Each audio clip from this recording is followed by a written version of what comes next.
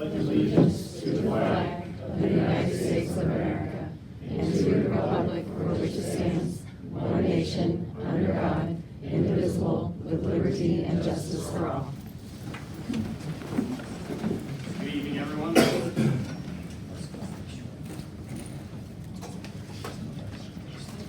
All right. Approval of tonight's agenda. Need a motion to approve tonight's agenda. Second, please. Second. All those in favor? Aye. Opposed? All right. Agenda approved. 3.2. This is approval of the minutes from the meeting on 8/8. Need a motion to approve the minutes from 8/8. And I'll second. Ashley? Phipps? Yes. Rush? Yes. Maddox? Yes. Barry? Yes. Worley? Yes. Bryant? Yes. Brewer? Yes. All right, section 4, communications. I think we have some German exchange students joining us tonight. I think Doug will probably speak to this a little bit or I recognize think Ms. us. Boss, Yes? how are you? Would you like to come up and say, Well, I think you can since you came to our class. I would love, If you don't mind. but I'd also like you to Okay. also chime in a little bit. Okay. We have a good fortune of having our students from Germany come and visit. For the last couple of years, I've come to class and had the good fortune of listening to their presentations, which I did thoroughly enjoy. I really did. I walked away with a little bit better understanding, and I also got to eat.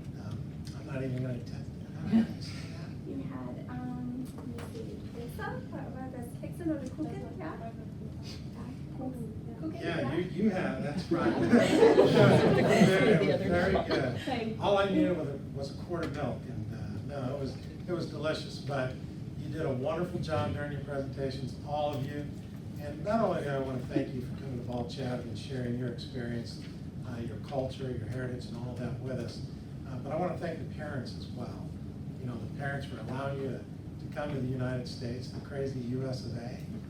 But we certainly welcome you with open arms. And I also would like to thank the parents, and I know that Mr. Barry has also served as a host of our students because, you know, it's quite an undertaking. You know, I know many of you have children in your home, let alone taking in some more teenagers, so.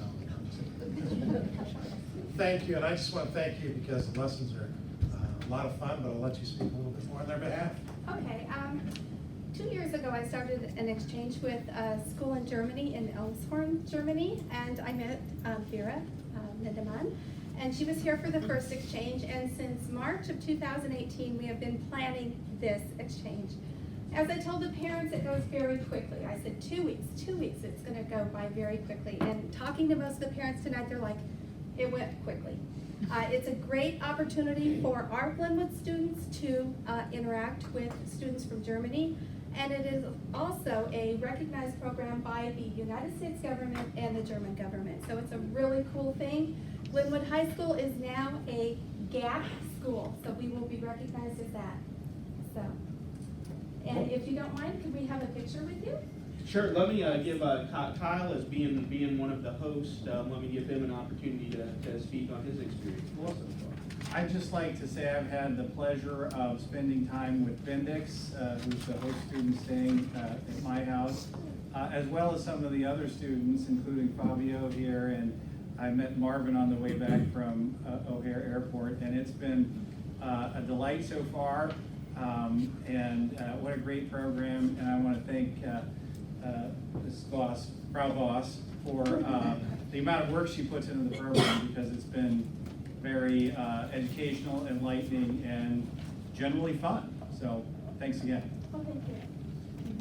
Yeah, and after the one gentleman's presentation, I would love to have a Porsche 911 Carrera.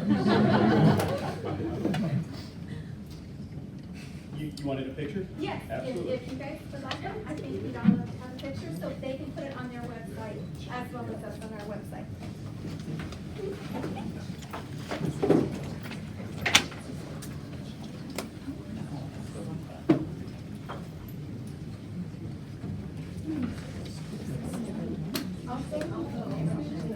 If you need us to do it, we can do that too.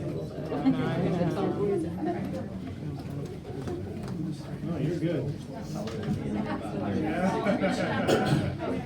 what's the official camera? Everybody just looks Yes, straight I ahead. think you're I'm gonna almost- wait from down here. Take a couple of you that way. All right.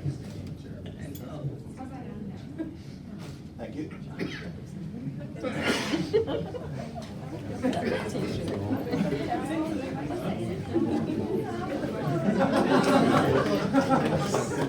Very nice to meet you. You're very shy. Thank you so much. Thanks for having us. I think I have to provide the obligatory comment, unless you all are welcome to stay.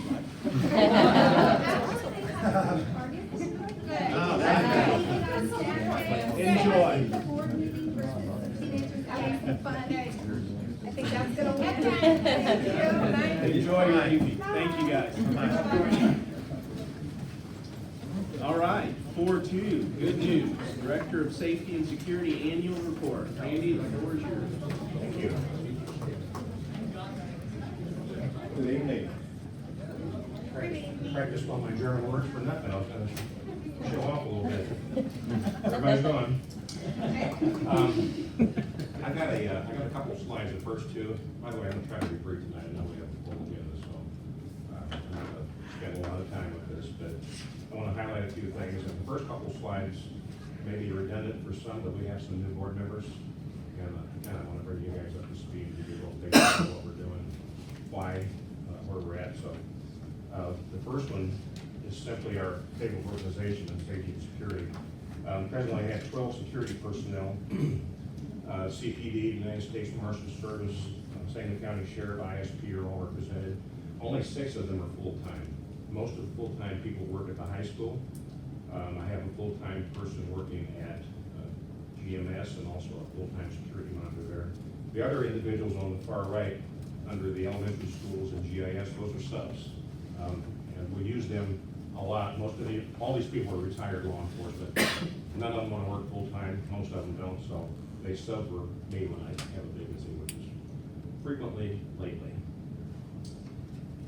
The next slide is a real quick synopsis of some of the functions that we perform. These are kind of the highlights. Of course, we're required to provide safety at the schools. We're required to conduct annual mandatory reports for the ROE and ISB and drills, and those include fire evacuation, law enforcement drills, bus evacuation, severe weather. Each of the 6 schools has to conduct those throughout the year. So it's a lot of work initially in the year, but then it kind of tapers off. We do get involved in reviewing standards for OSHA compliance within the district.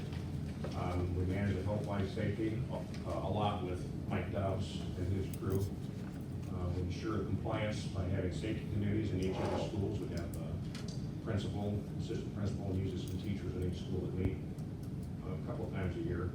And then we do conduct investigations, work comp primarily, but also if there's a termination or a discipline issue, we work very closely with HR. I'm going to give you briefly some building updates, projects by school that we're involved in, and then when this is over, I'll have one we're doing district-wide. Almost every school in the district is getting camera additions. Ball is in the midst of looking at more cameras in their playground, so they're not listed here as receiving anything yet, because we're still working on it. With Mike Dobbs' help and Charlotte, we've been able to secure health, life, safety money through ISB and the ROE to pay for our cameras. Cameras are considered security items, so they're covered. At the high school, we had, as you all know, we had a little bit of a controversy with not having backpacks this year. We've had, in my opinion, a good result. Very few problems, concerns, nothing with parents really. A couple kids that had some questions and concerns, but the backpacks all were real well. And we've introduced, we'll be doing it next week, a anti-vape detection system for 2 of the schools, middle school and the high school.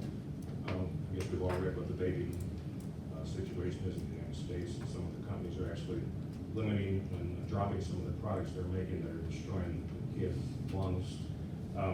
Last year at the high school, we had 62 incidents where we had reported actual cases of vaping.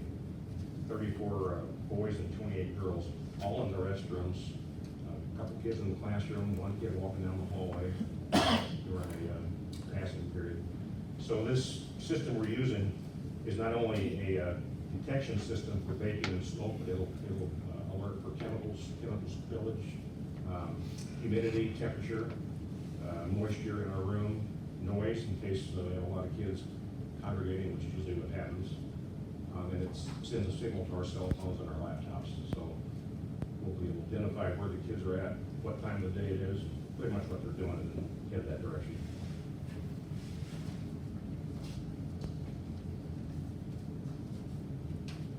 The other schools, I wanted to mention in particular, the one in the middle, GES.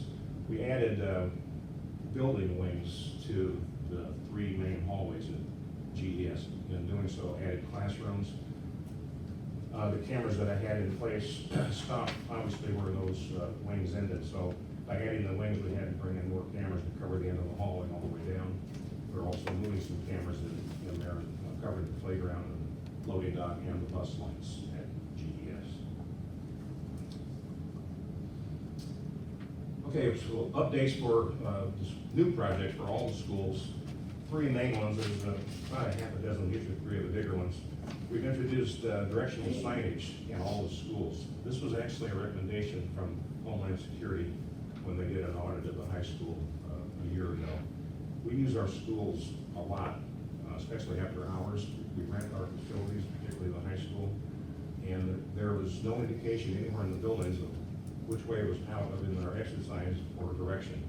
So we had to evacuate the building for whatever reason and made an announcement. There was no way to tell people inside which way to go and where's the closest exit. So we just finished this project a couple of days ago. All the schools have been lettered similar to this. And a lot of the teachers asked why, and when we told them, I just, well, that's a good idea. I never thought that it'd be necessary. I'm terrible with directions, so it's great for me when I'm in the schools. And that was the reason. That was also a fairly significant project, not terribly expensive, but it was time consuming. Raptor Visitor Management System. Raptor is a system we use to check a person's driver's license or government ID for sex offender registration throughout the country. We just initiated this project about a month ago, and as of today, the high school is up and running.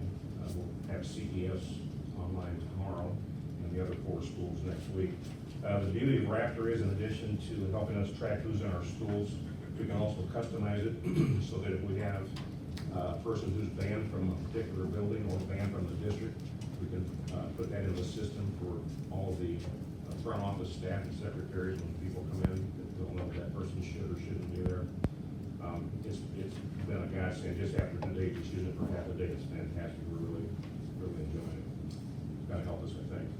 And then the other major project, and this one didn't cost us anything, but so we had a vendor assist us.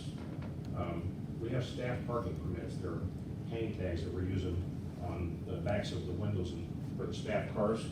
This is mine, so I need to back it up so show and tell, but keep that back. The reason for this is when our police department and our security officers patrol parking lots, we like to know who's in the lot, whether they're staff or not. We've had occasions in the past where we've had cars parked at some of the lots, GIS in particular, I guess because of their location, overnight, over a weekend, and we have to have the police come in, of course, and run license plates and help determine who's there, what they're doing and why.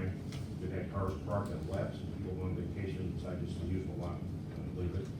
Since we have permit parking for the high school students, it's critical that only people that go to the school are parked on the campus, so that's the purpose of those hang tags, parking permits. Okay, some quick training updates. We just got recertified in Narcan, the drug interaction that's used for opiates.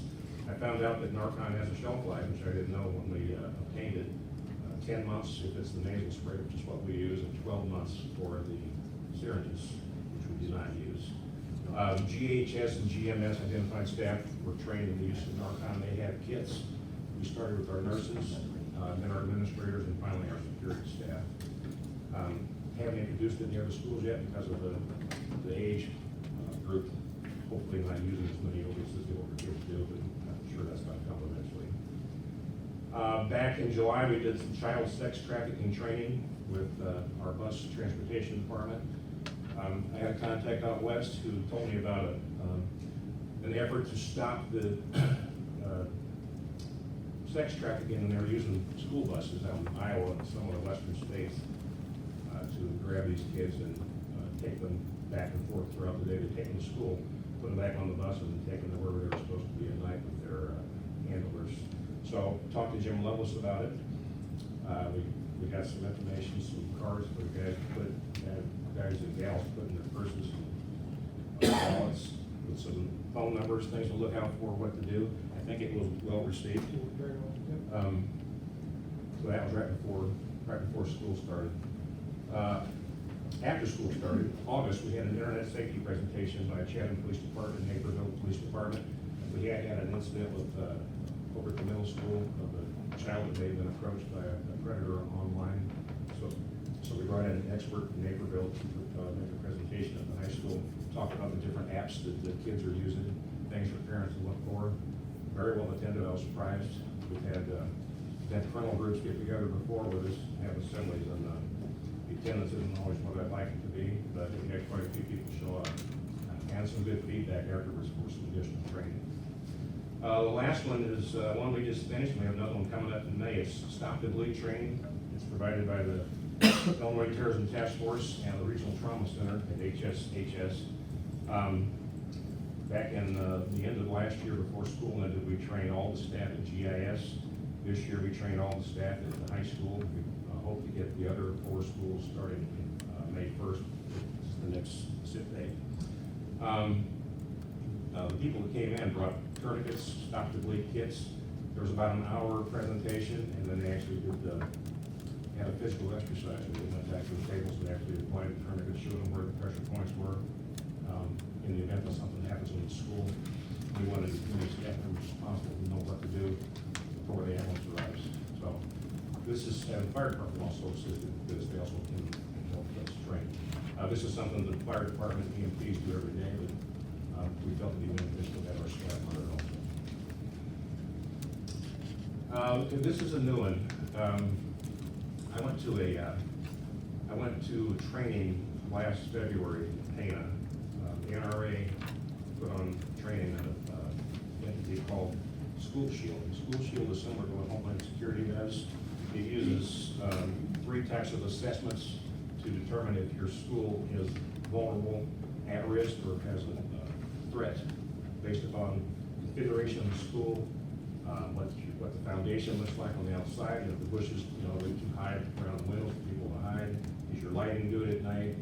We interview staff, interview visitors, interview parents, interview kids, look at all their emergency response plans, look at their bail schedules. It was a week of intense training. So went through that. I think the next slide shows the 3 types of assessments that are looked at to develop a security plan for a school.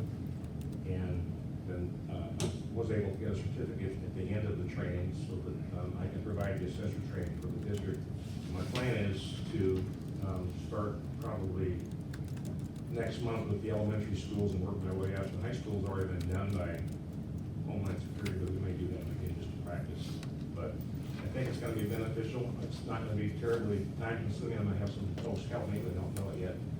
And we'll bring some suggestions to the administration of the building and determine what we can do to improve on the infrastructure that we have at the present time. As you all know, when we talk about building up a school and preparing it to harden it, it costs money. So we need to determine and prioritize what's the most important thing and what's not so important. So before I get into this, because I skipped something, I want to make note of it. One of the projects at the high school was cameras in the parking lot, student parking lot in particular, and cameras out at the sports complex. And we had the vendor come in along with Mike Dobbs, Steve Bryant, myself, and we had a really frank discussion on what it was going to look like and how we would do it. Steve, thank you for coming over to the high school and showing up for that. It's going to be expensive if we do what we plan to do, but we don't think it's worthwhile. did you want to comment or say anything to the board? No, I appreciate the response and the timeliness of putting it together and seeing, and I appreciate Mike reaching out to the vendor and seeing what it was gonna take and working the options, because one of the options was tearing up a parking lot and running cables, and that wasn't a viable option. Unnecessary, So right. it was an unnecessary with the technology that's out there today. Right. So it is good, it will be costly, but it'll be a good cost and it will last a long time. I mean, the cameras themselves might need to be replaced every so often, but years down the road, but everything else will be in place. Right. So it was well received, and I'm sure that it would eliminate or help assist the police departments that come in if there's hit and runs, there was one the other day. Somebody told me that their son's car was hit, and there's nothing they can do about it because there's no way to tell who it is. And the camera's given the license plates, and it also will benefit the school itself, and if anything happens, because it'll read the plates coming in and going out. And if there's a timeline, it'll give the timeline, and it will see who's there. And it'll benefit not only accidents, but also if there is an incident, any kind of threat at the school, give you an idea of who's there. I appreciate you coming over. Steve invited Vern, Foley, the chief of Chatham, he showed up too, so it was a good hour well spent. I've updated you with a couple schematics later, there's still more work to be done, to see what happens. Another part of my job that I don't mind doing, because it's a good way for me to network with a lot of other districts. After a couple of presentations that I've had, I've been asked to do some planning for some other schools and other entities. I've been on a couple of different committees.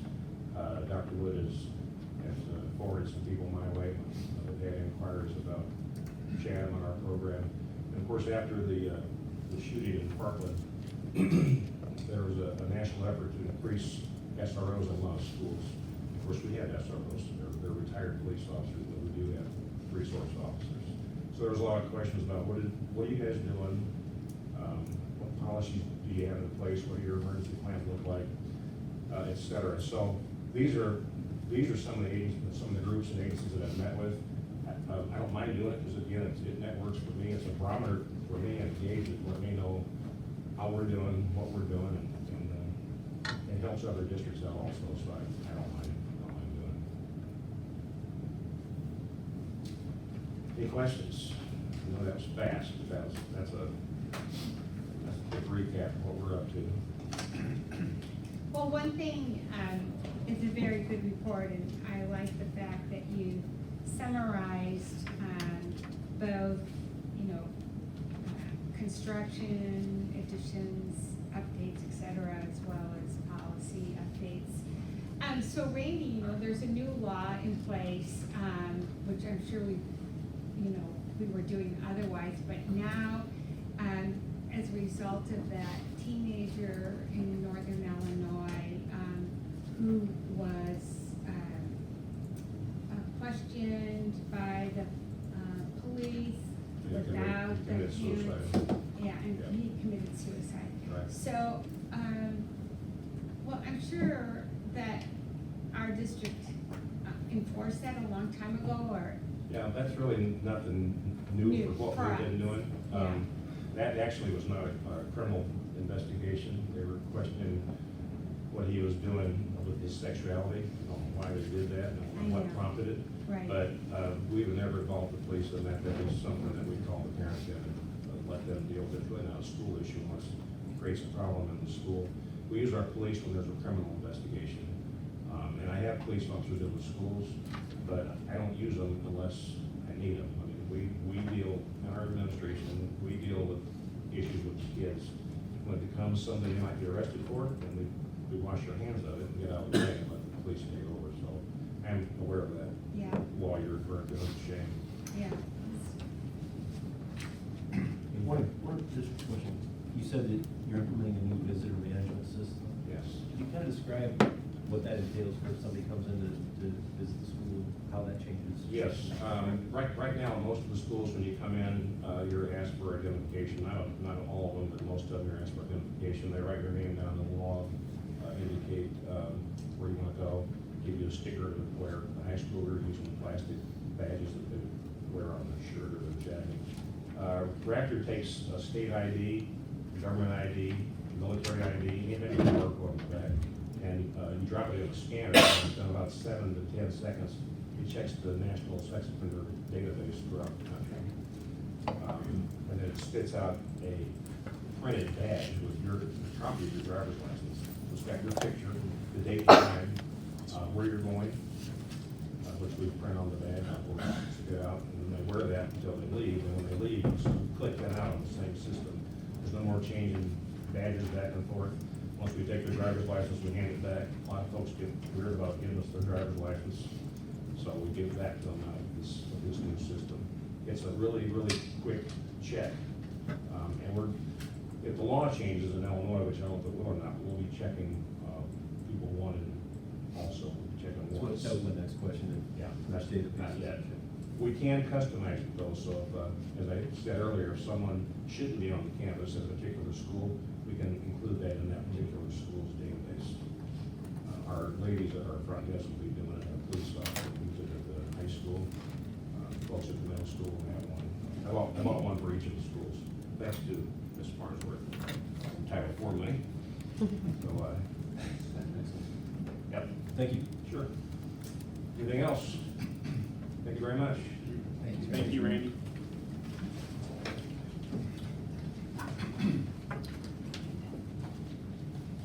All right, 4.3, citizens' opportunity to address the school board concerning any agenda topic. Any agenda topic.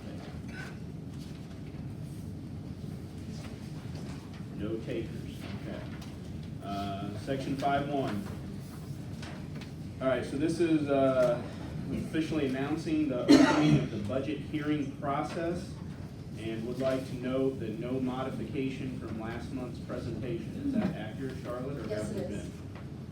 All right, Charlotte. Now, my role really here tonight is to answer any questions the public might have, and then to ask the board to approve the FY20 budget as presented in a tentative budget presentation last month.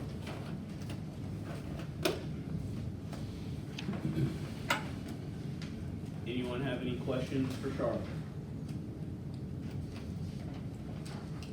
Hearing none, I need a motion to close the budget hearing process. So moved. I need a second. Second. All those in favor? Aye. Opposed? Hearing none, moving to 5.2, approval of the fiscal year 20 budget as presented and submitted to IFB. So Need a moved. motion to approve. Brandon, did you get that? Second. Ashley? Bryant, Yes. Worley. Yes. Barry, Yes. Maddox, Yes. Rivera, Yes. Dips, Yes. and Brewer. Yes. 5.3, refunding bonds presentation. Excuse me, Charlotte, do we need to sign the cover page for that? Yes, and Ashley has that to get your signatures later, because I've got to file that tomorrow morning with the county clerk. Okay, perfect. Thank you.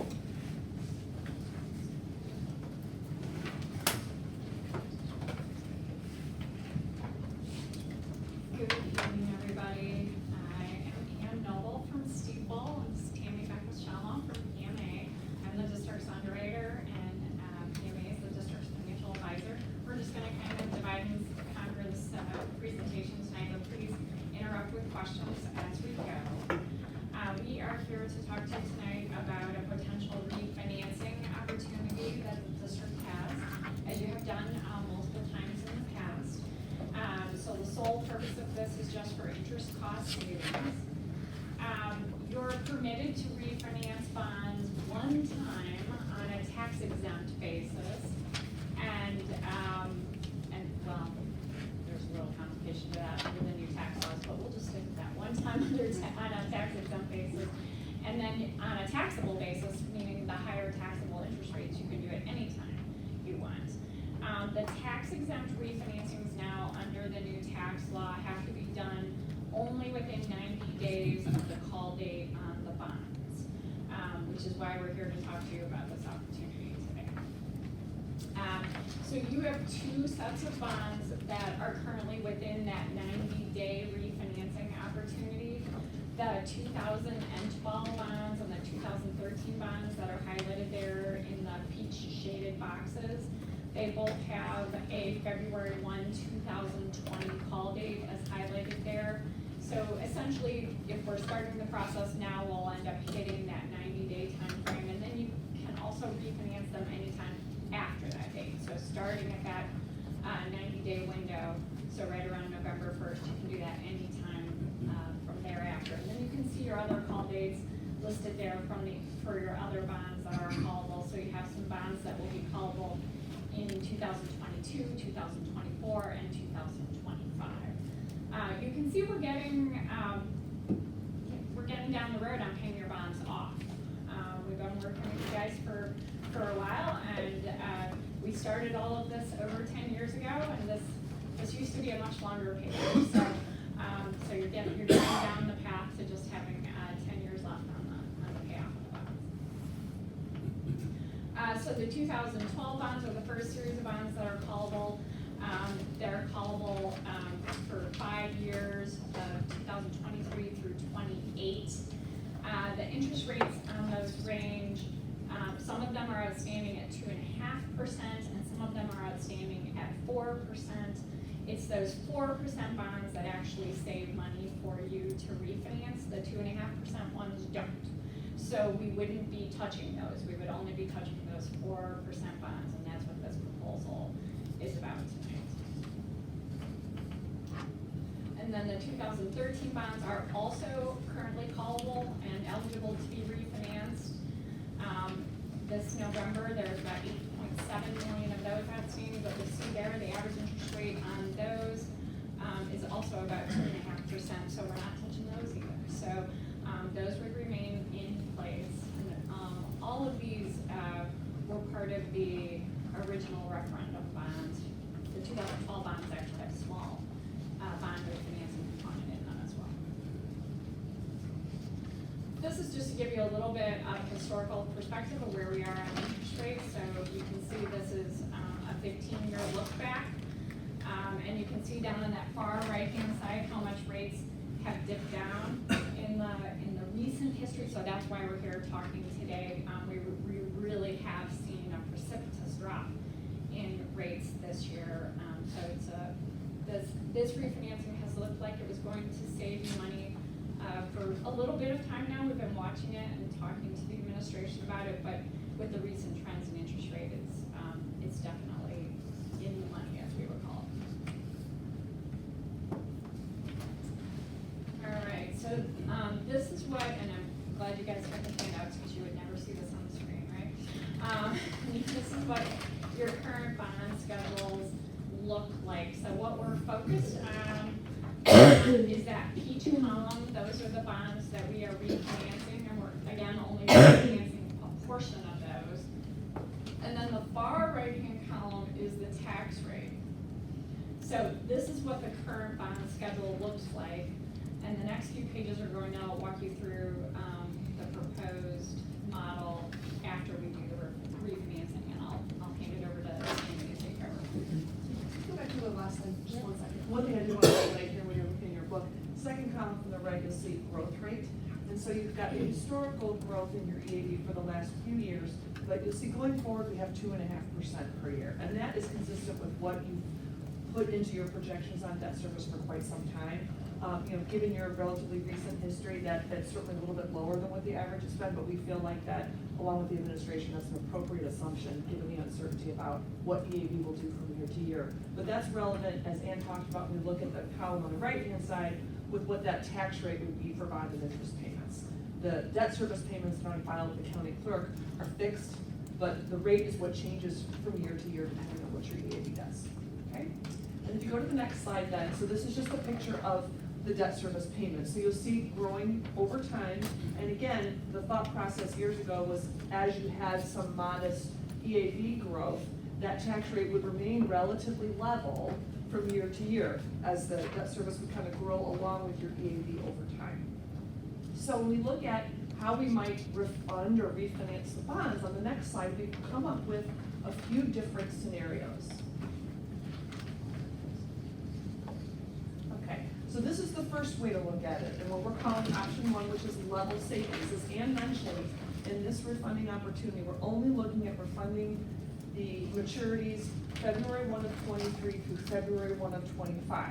And so if you look over on the right-hand side of the page, the yellow shaded column, you'll see that the savings is roughly $140,000 per year. So that's where we say the level savings approach. In the first couple of years, you can have some small interest savings, but the bulk of it is going to be in those last 3 years. The total savings is roughly $453,000. We always provide you with the present value calculation of that number, which is provided down here. It's not too much different than the total savings, and we remind you that the total savings is what would actually be the reduction in your debt service levy or the reduction in property tax bills for homeowners. That's what's up here. And down here is the present value savings calculation, which when we take the present value savings number and divide it by the principal that we refund, which is $6 million, we get a percentage there of about 6.9%. And these numbers, by the way, are all net the estimated costs of issuance. We've already factored that into the analysis, okay? And then on the next page, what you, oh my goodness, that did not copy over well. Let's look at your book. It will look a lot better in your book. So you can see in the column that's shaded in sort of that sage green where the estimated savings are. And we're really not doing anything overall, you know, we're not extending debt service, by the way. In any of these options, we're keeping the same footprint on your existing bonds that are being refunded. And we're not doing anything really to change the trend of the debt service picture. And over on the right-hand side, you can see what the estimated resulting bond interest tax rate would be. Maybe the next slide will look a little better. Yeah. Okay, excuse me, looking back at the last page, it says refunds only the 2023 through 2025 maturities. Right. So if that's the case, why do you have the 15K the first 2 years? Sure, because you are paying interest on those maturities in the interim. So by refunding those maturities out there, you're gonna save a little bit of interest cost in the interim until they mature. So basically, we're saying that we're refunding 2023 through 2025? Correct, those maturities, right. Okay. But I don't understand why you would even include the 21 and 22 interest savings then. Well, so let's just think about the bonds that are outstanding right now. Right. If something has a 23 maturity, you're gonna pay interest in the interim, right? Exactly. Yeah, so when you refund at a lower interest rate, you're also gonna lower those interest payments between now and what the maturity date Okay. is as well. Okay. So you get a little benefit until it Yeah, matures. okay. Okay? Okay, so level savings, option one in the bar chart format, so the dark blue bars represent the existing debt service payments that you have if you do nothing. And then those lighter blue bars show you what the net impact would be. So maturities in 23 through 25 correlate to levy year 21 through 23. So here's where you can see the reduction is more significant than those 2 years of interest savings. But that's where the most significant savings would be, and we just move the bars down a little bit. The picture is a little bit different, right? Because the increase is not gonna be so significant, but that's one way that you could structure it, okay? It kind of creates a little hole in your levy, right, a little dip, because we're refinancing bonds that are right in the middle of your repayment structure. So the bonds on the end are untouched. Right. So right now, my guess is before those would come due, you probably would refinance those too. We hope, assuming interest rates don't go crazy, because remember we said we have more refinancing opportunities coming in 22, 24, and 25. But right now, it does create kind of that little dip down. So look at option two. What we're trying to do here is level out the debt service payments a little bit, and you'll see that better in a second when we show you the debt service page and the bars. Total savings and present value savings are hardly any different, but it's what happens in the years in between. So here, where before you saw in the first couple of years that roughly $15,000 savings, and then you saw the payment or the savings of about $140 per year, here, we're structuring it purposely to try to level out debt service. So in the first 3 years, there's really hardly any savings. And then in the payment on February 1 of 24, it's about $147,000, and then February 1 of 25, it's a little over $300,000, okay? Okay, so you'll see the picture in a second, help, trying to just level out your debt service a bit more. Okay, it's really kind of what you as a board kind of want to achieve with your overall debt structure. So if we look at the next page, which still is ugly, you look at your book, you can see it sort of levels things out. Why don't we just go to the bar chart since that's what everyone can see. Okay, thank you. So here, again, dark blue bars, what you have now, see now those lighter blue bars, see how those are leveled out? Pretty level for the next several years, and then as Ann described, it would start to go back up in levy year 24, but again, you've got callable bonds out there, so hopefully you'll have another opportunity in a few years that we can help level that out as well, lob off some of those payments. Okay, and then option 3 is trying to achieve a more gradual increase in debt service so that the slope isn't so significant, it's a little more leveled out. So you can see again, total savings and present value savings numbers are really not that different at all. It's what the picture looks like in the interim. So here we've got savings in the first 3 years of between 33 and 38,000 per year, 133 in the second to last year, and then about 213,000 in the final year. So if we look at, we'll go to the bar chart again, please. Thank you. So now you can see, it would continue to increase, but it's not as flat as option 2, it's a little more gradual. So it really kind of, it's showing you kind of there's different ways to put this together, and for you to know that the total savings really doesn't change. It's what the preferences of the board, what do you want your debt picture to look like for the next few years. We have a summary chart. You kind of want to look in one place. So existing debt over here, the 3 options we just described to you. You can see if you want to look at the debt service levies, again, that are on file at the county clerk right now. Those increases are every single year. Option 1 is just taking level savings in every year. It doesn't really address what the trend in the debt service payments are. And options 2 and 3, you look at it a little bit differently. We want flatter debt service payments for the next 4 years or so in option 2. And option 3, you'd have a more gradual increase in debt service. So it's really about what you as a board like in terms of that structure. Obviously, it doesn't make a huge difference in your tax rates, right? Because these are fairly small amounts on your tax base. So you'll see, we're just talking about half cents or a penny. I mean, it's in the big, this is a cent and a half difference. But I mean, we're not talking big swings here. And it's all subject to change based on what your actual EAB growth is, right? Because Tammy mentioned to you at the beginning, we're assuming 2.5%. Well, if we get 5, the tax rate numbers that we're showing you here will be different anyway, right? Because what goes on file with the clerk is the actual dollar amount of the levy. And the clerk will just levy however many cents it takes to produce that dollar amount. So we can't control that because we don't know what the EAB will be in 2 years or 3 years or 4 years. The total savings in these projections range from $450K to $456. Is that Right. correct? Yeah, it barely moves. Want to do the last slide with the bullet points? Yeah. I think that's it. Oh, yep, so we have another one. Yeah, this is just our Go ahead. proposed timeline. I mean, really, you guys can move forward with this anytime. The savings, as Tammy said, on a present value basis, it comes out to be about 7% of the amount of bonds you're refinancing. For those of you who've been on the board for a little while, you'll remember our threshold is the industry standard that you want that number to be at least 3. So you're more than double the industry standard on a very short refinancing. This is a short payback. It's hard to produce savings on a short refinancing, right? Because you don't have a lot of time to recover the interest savings. So you're double the industry standard on a really quick payback. So it's definitely worth your consideration at this point, given current interest rates. So we're proposing a timeline here that just has you moving forward. But really, anytime you want to do it, you can do so. So this would have the board taking action at your meeting next month to authorize the refinancing. That would be the only action the board would have to take. And then assuming interest rates hold and we like what we get, the bonds would actually get sold in November.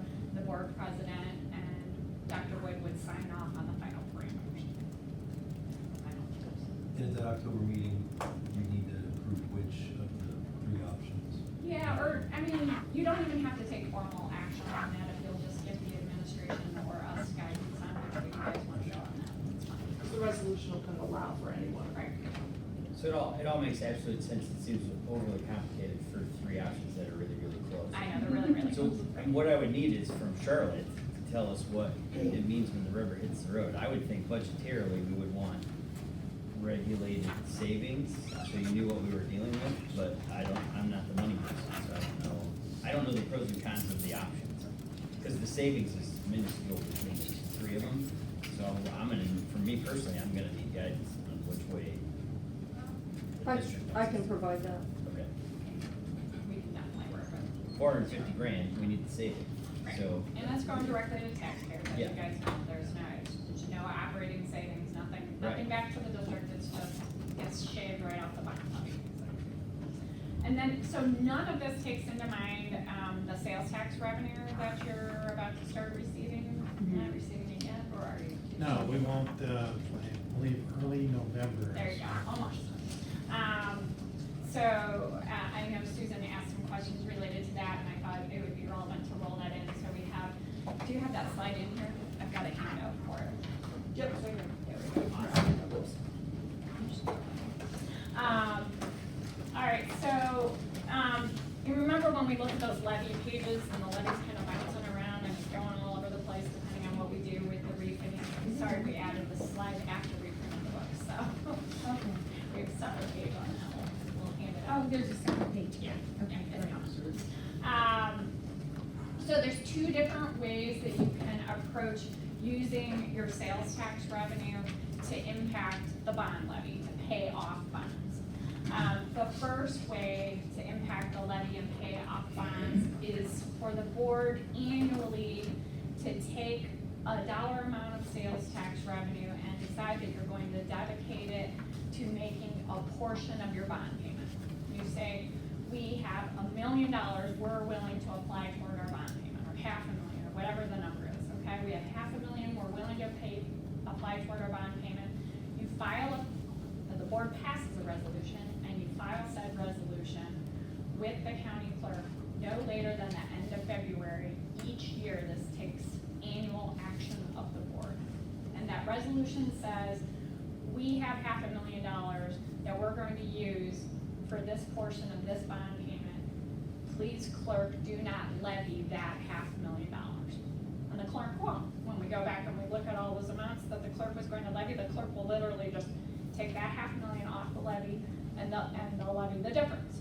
And you're responsible for that $500,000. So when you do that, the taxpayers see that direct reduction in their tax bills for that summer of that $500,000, okay?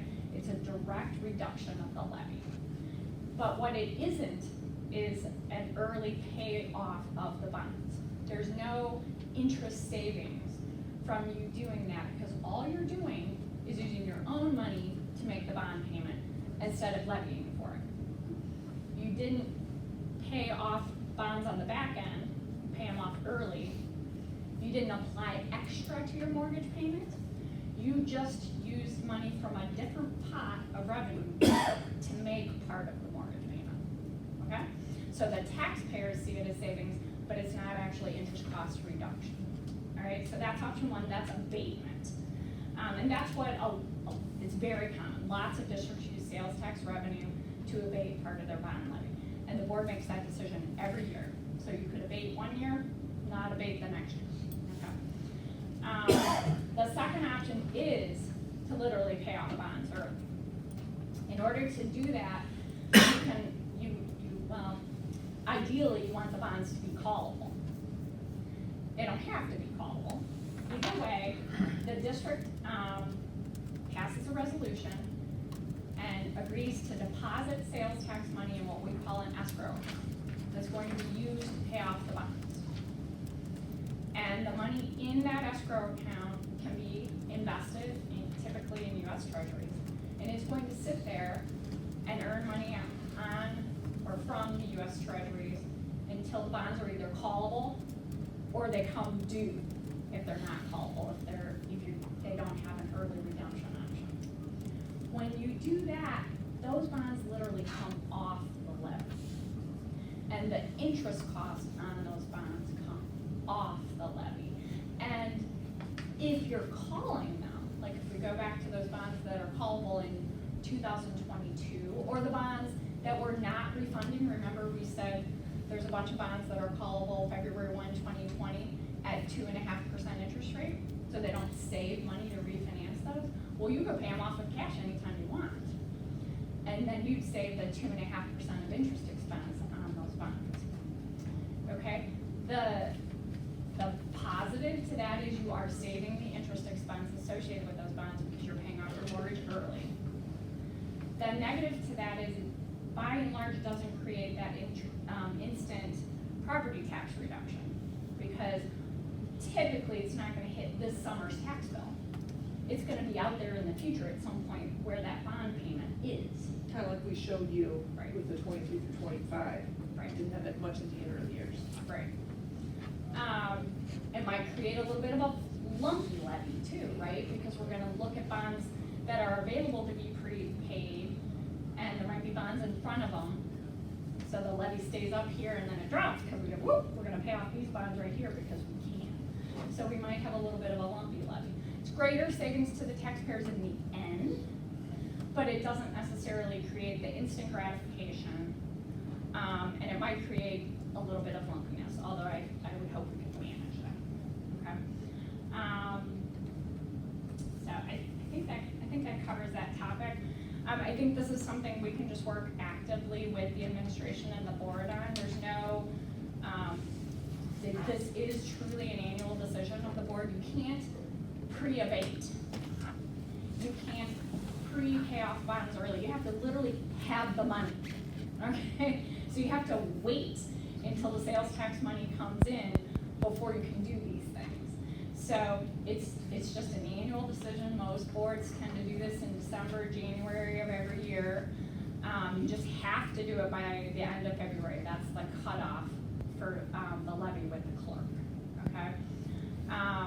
So once you have money, you can make these decisions every year. But I think it's stuff to start filing away. So when we think about this bond refinancing and how you want to structure bond payments, there's all of this to think about too. So, you know, I might suggest it's probably not worth a lot of brain damage to think about how we structure the refunding, because A, it doesn't really move the levy needle very much, and B, we're still gonna move the levy needle by playing around with them. So I think there are a lot of variables in play, so I really wouldn't spend a lot of time. We'll need to spend some brain power on it, because if we look at doing these options and every group is looking at what we think we can do with this new pot of money that's coming in, Yeah. and now all of a sudden we pick this, that makes the pot of money different for Well, everybody that's looking at what's This happening. actually is worth a lot of brain damage. But when you talk about option 1, 2, and 3, that's what I'm arguing probably isn't worth.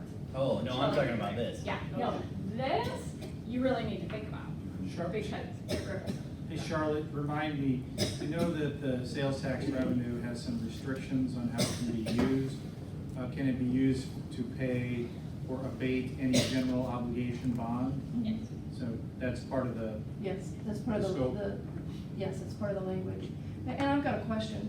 So if we look at 2022 and we have 6.6 million that's callable February 22, but let's say by that time we've only got 4 million that we've earmarked to abate, not abate, but to pay off early. Right. Because to pay off early, like you said, they have to wait, but then when we pay it off early, that's gonna be a huge savings, because we're saving interest then. If we're abating, we're not saving any interest. So I would rather save big, but if there's 6.6 callable and we've only got 4, we can pay off the 4 and then, okay, I just wanted to verify that. You can pay off 200,000. You can do whatever you want. Great, I like that. And I think one thing to keep in mind, sometimes boards think, well, and we refer to this usually as a defeasance, and you adopt a resolution. Once you agree to establish an escrow, put that money in escrow, you can't undo that escrow. So it is an important kind of permanent decision. Yep. So to your point, when you're ready and you say, well, what if we have $2 million we want to contribute either abatements over the next couple of years or a defeasance payoff, run the analysis for us and show us how it would look different. we love doing that, so we'll be excited to do it. Are we limited to one or the other, end of story? Say that again. I'm Yeah, are sorry. you limited to one or the other in any given year? So folks and school boards have done a hybrid of Yeah, both things For sure, to get that immediate savings as well. yeah. That's a great thing about the sales tax, it's like the most flexible money. And you get to make the decisions every year. You're not committed, what you do this year has no impact on what you do next year. So this year you might decide you wanna abate, next year you might have some callable bonds, you wanna pay them off early, the next year you might have a crisis at the middle school and you need all the money over there. I mean, it's, every year you guys get to decide. But even within the same year, you do both. Yeah, oh, yeah.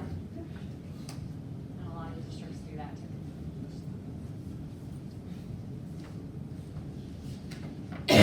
Have any other questions?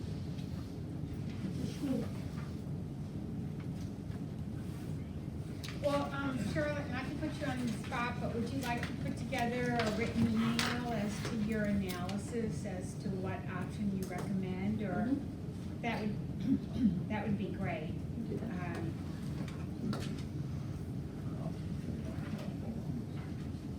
Well, I think, I'm glad that this was added, Tammy and Ian, I appreciate your information. Because that is clearly a board commitment that we will set aside, monies. And, I mean, that's for future boards to decide, but, that was clearly a commitment, that we hope the current board recognizes and future boards as well, so. That's great. Our pleasure. Thank you. Thank you. Thank you. You guys can stay for the rest of the meeting too. I don't know, I saw that thing, I was trying to get in and they were all getting out of it. I know. Thank you so much. Thank you. Safe travels. Thank you. All right, 5-4, fiscal year 19 audit presentation.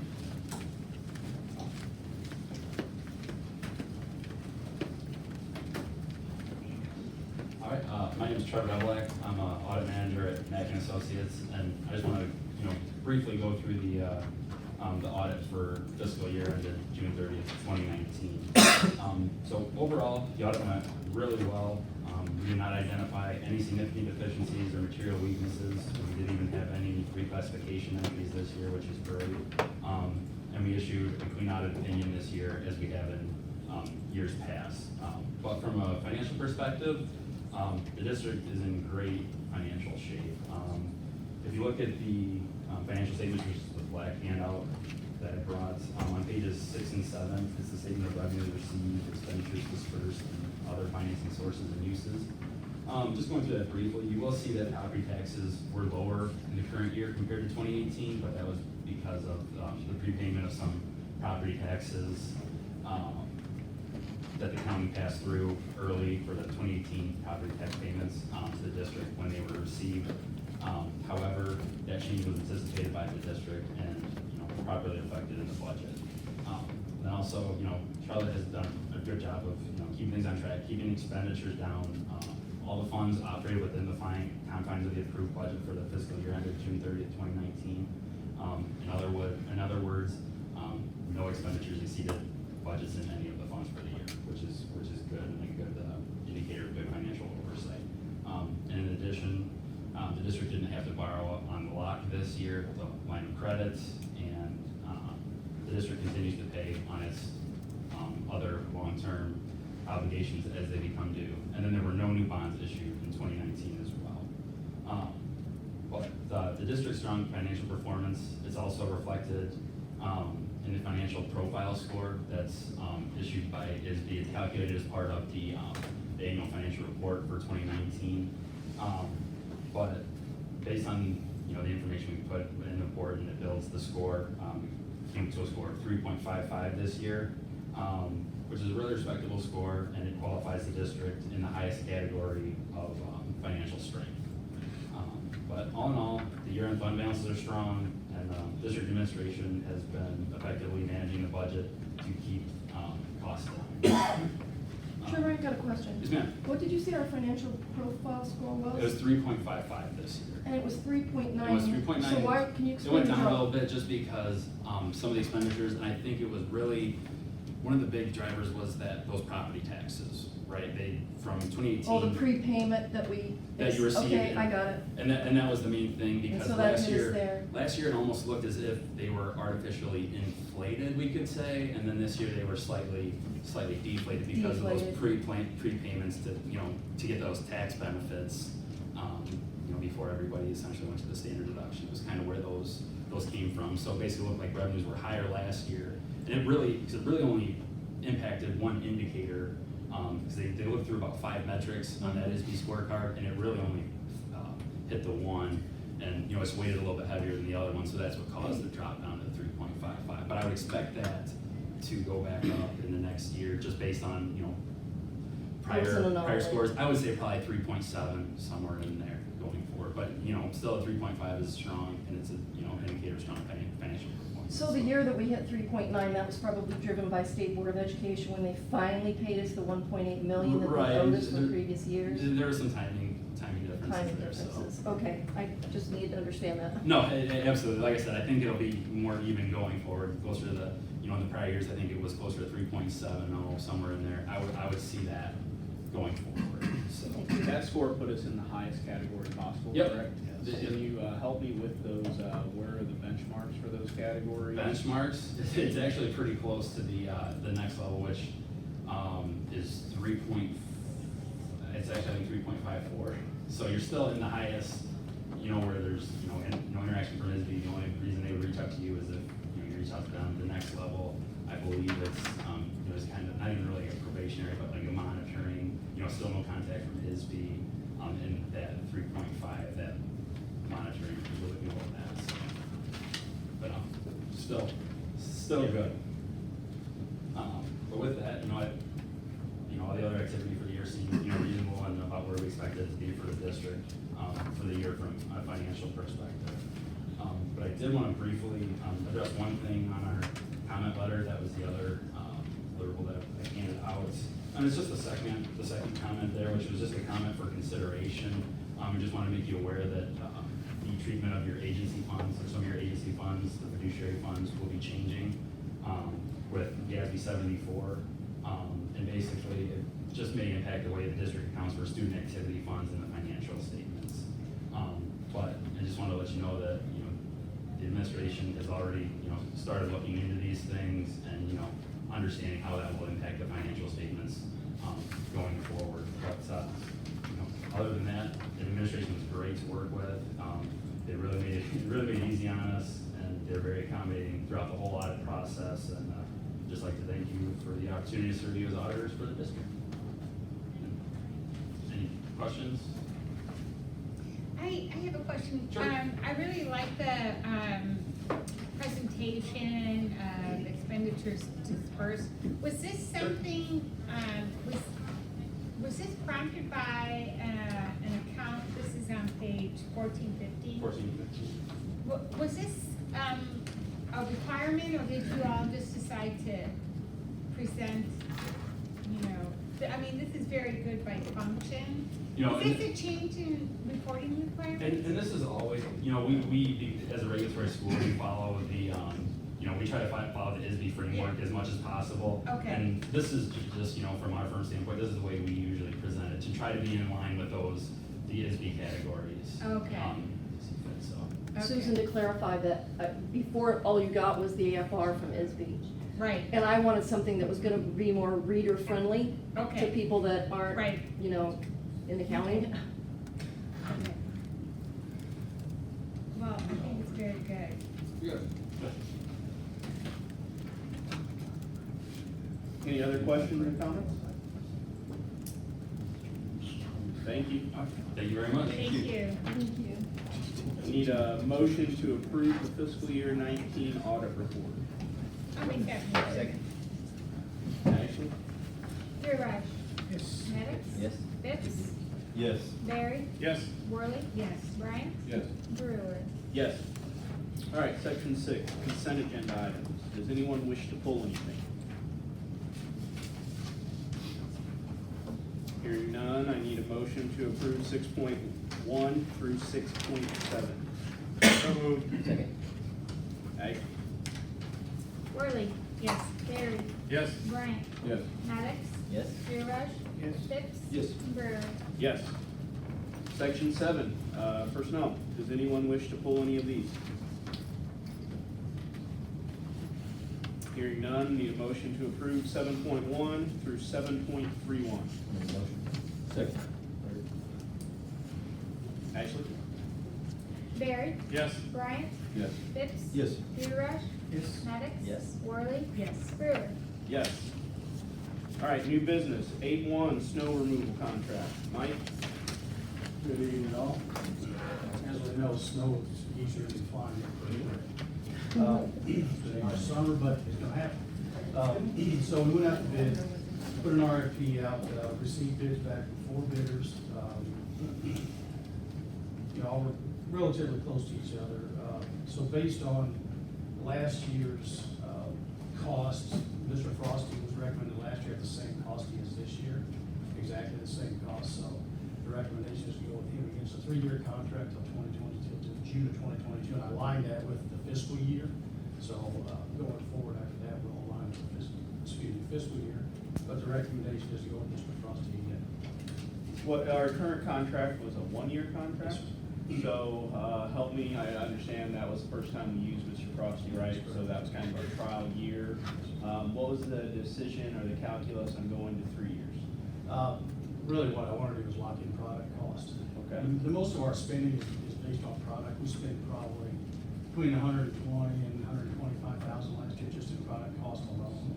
And Mr. Frosty, it looks like he is the second highest salt per pound and the highest ice melt per Yes, sir. pound. Yes, So, sir. are there any controls in terms of us and are you and Mr. Frosty determining how much of those items are actually needed versus how much they'd like to put down? Absolutely. I'm involved in every decision, depending on when we apply salt or, this year we added ice melt. We didn't have it last year. We added ice melt this year for an option. Because what we ran across last year was we put salt down in the morning time or after early afternoon. It'd make everything wet, then it would refreeze that night, we have salt again. So the theory here is the ice melt actually has a chemical in it to help dry that water out, so we may not have to do that. We didn't use ice melt last year. How much did we spend in salt last year? About 120,000. So 2 questions. One was, I know when they started with us last year, we had a few issues, if I wasn't mistaken. We did. And that quality control got handled. Yes. Right, okay. Which is, I'm sorry. No, and then based on product utilization last year, if you applied that to these fees, how does that change the overall picture? Like, for instance, if the product costs 4 times less, and you use the same amount as last year, does it offset the base bid?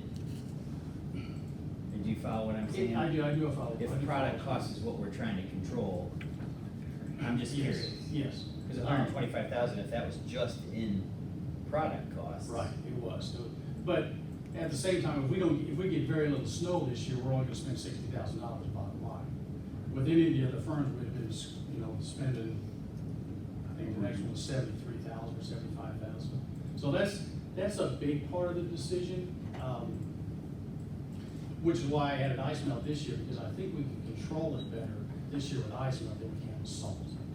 But So that of course is a 2-way risk, right? If we have the You don't biggest know. snowfall in 20 years. Correct. Yes. Well, and last So year, see, that was the snow- deal last year. I mean, we just hired him, he got hit with an 8-inch snow, and he got hit with a 12-inch snow. Right. Back to back. My personal opinion, we had, I don't know, maybe 3 or 4 complaints out of the entire, both snows. I thought he did a knockdown job. He really did. He worked his tail off on that, but, it does a lot of snow. But this year will no longer be melting ice, allowing it to refreeze and then melting it again, right? That is the plan. But I mean, you can't control Mother Nature either. I know, but that's the idea behind the more expensive ice melt. Yes. I hopefully I don't have to use a whole lot of ice melt, but you just never know. If we don't get any snow at all, or very little snow at all, at least we'll only have $60,000 for this. It's a tough call, you just, it's a crapshoot. Anyone else have any questions, comments, or concerns for Mike? No, Thank you, Mike. Move to approve the recommendation. Second.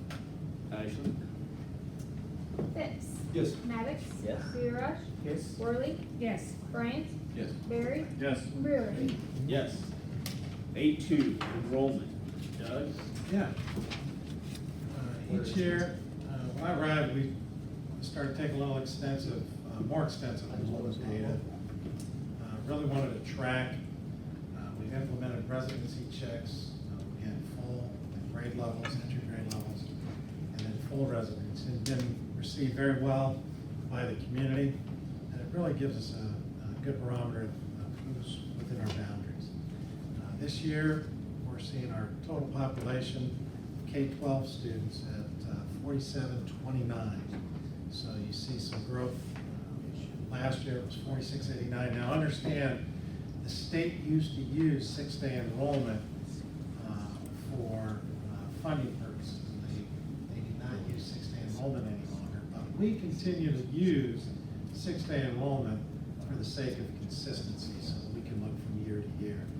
Numbers do fluctuate. We've had kids move in, we've had kids move out, but at least this is a consistent barometer. So from last year to this year, if you were to look, you're looking at about an increase of 40 students in K through 12.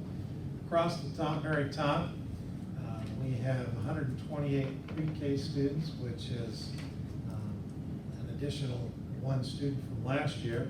And then down at the very bottom, if you look at off-site enrollment, these are students who attend other facilities that live within our boundaries. As you can see, in 15-16, we had 22, and as of this year's enrollment, we had 47. So we've had more than a double increase in regards to those students. If you look at the grand total down below, I believe this is the first year with total enrollment, we're over 4,900, 4,904. And I also put a color code. I'm always interested in trend data to see what the fluctuation is of students moving in and moving out. So if you look on the chart, you see, for example, kindergarten, and this is a 10-year chart, and you follow that track all the way down. When they started here in 2010, 2011, you follow that track all the way down until 1920, of which they're ninth grade students. So we've seen an increase from 324 to 382. That's the growth that we've seen with that cohort of students from grade level to grade level. And you see some fluctuations. You'll see some increase, some decrease, but you'll see a consistent trend of growth in our district. I went down below and I wanted to track this year's seniors. And so if you follow them, when they began here in the third grade, there were 328. And at this point, we have 346 seniors. So we've seen an increase of approximately 18 students to that cohort. Each one fluctuates a little bit at a time, but it does give you a pretty good indication of the growth we have. Down below, the red line are the enrollments that we've had in each of the schools. If you look in 2010, 2011, GE, we have not had that enrollment yet, but after that, you'll see the enrollments change because of the distribution of students. So at the end of the day, once again, we have 128, which is an increase of 1 in our pre-K program. However, it's a pretty significant increase of approximately 32 students from just 2 years ago. K-12, we're looking at an increase of 40 students, so we're at 4729, and an increase of off-site students of 9 from the previous year. But as you can see, from 15-16 and 16-17, we've more than doubled that amount with a total enrollment of 4,904. For your viewing pleasure. So off-site, okay, off-site, that would, can you outline those? We have activities? Hope School is an example of where many of our students who can't attend our district provide services. So how many different sites, total sites? So we think, are you talking about like Hope School, is that said? Yes. Cunningham, Okay. yeah. I'm trying to, I'll have to look at my drawing. Safe SCLA. Safe school. No. Location. Yeah. Because some of them require very specific services, so it might be just one person attending that site. Hope is another site that actually has several of our students. Right, and Hope School is at a different location than Hope Vocational. Got it. Is that correct? Correct. The same. Same Same location. location. That's right. Same serving entity. That's right. Just for information. All right, anyone else have anything on attendance? Or enrollment, I should say? All right, communications, 9-1, future board meeting dates. We will be adjusting the October meeting date. The regular board meeting on October 24th there will actually occur on Monday, October the 21st. Again, moving from October 24th to Monday, October 21st. Don't we have to have a motion like that? No, and Why don't we have to have a motion?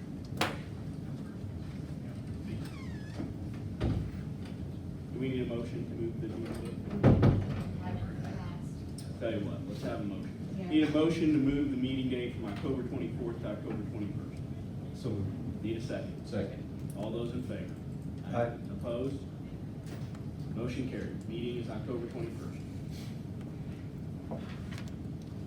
All right, citizens, the opportunity, citizens, visitors, opportunity to address the school board concerning any topic. So I would like to make a couple comments and chat about a couple items.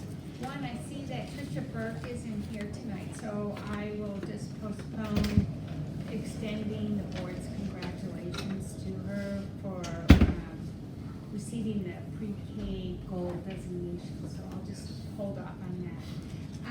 The second thing I wanted to bring up is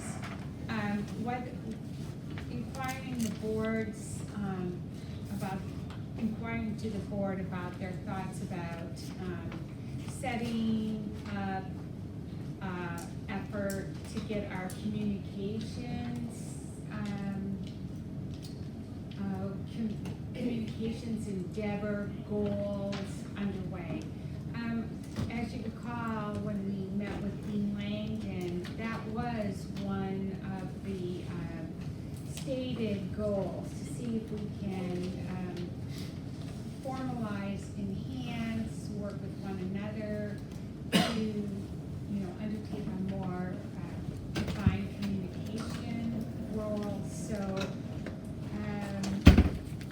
I wanted to see what board members' thoughts were.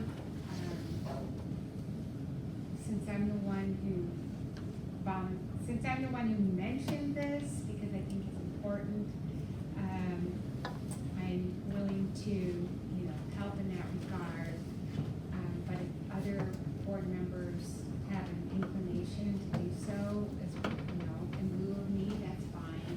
I just think we should have a more concerted, well-planned effort to think about communications from the district and communications from stakeholders to the district. And that's what I would like to discuss with you tonight.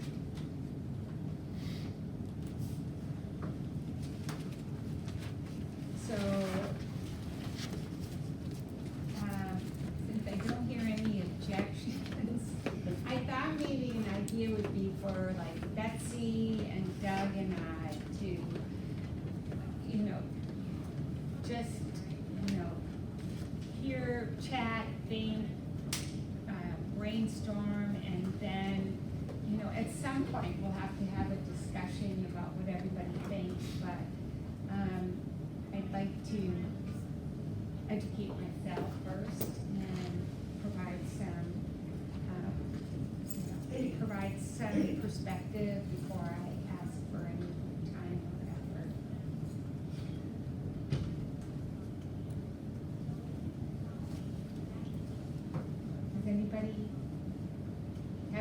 objections to this? Okay, well, okay, so that's my, that will be under my bailiwick then, and I'm happy to work on it. Not, I wanna work on this, so it's going to be an ongoing effort, but I'd like to jumpstart it at least, so. Okay, do you have any objections, Jeff? How do you envision that, like, what do you, in terms of like, you wanting to get together regularly? No, Or well, what do you? well, okay, so,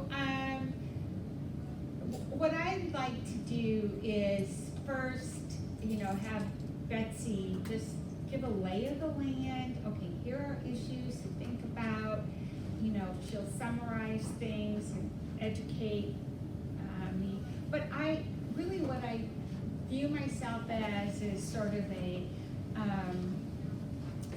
summarizing to you all what I think are some of the key questions and concepts.